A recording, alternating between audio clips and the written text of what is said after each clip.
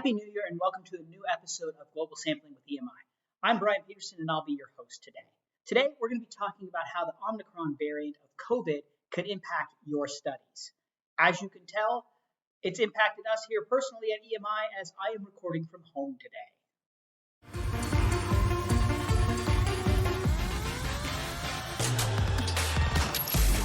This probably isn't news to you, but we are right now seeing record cases of COVID across the world, whether that's here in the US, Canada, Europe. With that, you're probably asking yourself, Brian, I know this. I may not follow the news, but I'm well aware of this. Why are you telling me this? Well, that's because while COVID is rising, it can have an impact on your data. And with that, it's kind of twofold. One, it's that it can impact your response rates.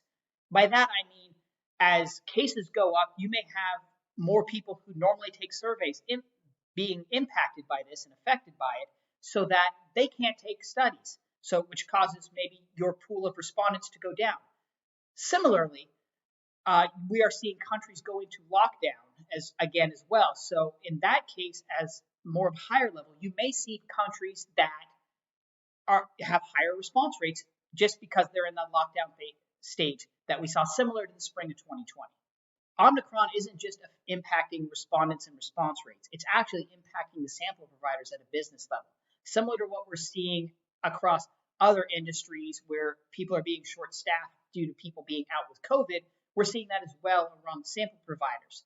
When this happens, you may actually see some slower response rates or impacted operations with certain sample providers as their staff is hit with COVID. One other item you should be aware of too, just like we saw a massive change in behavior in 2020 when COVID originally hit, don't be surprised to see some changes in consumer behavior as well, because people are going to be either doing things or not doing things that they were doing about 6 weeks ago due to Omicron. Some best practices to ensure success in your studies, even during a pandemic, include increasing field time, budgeting for extra incentive, and ensuring mobile survey design.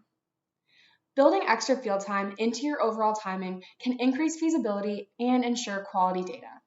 Including a weekend in your field time can be especially helpful, as it gives respondents more time to respond to your survey. Budgeting for extra incentive is helpful for attracting more respondents to your survey.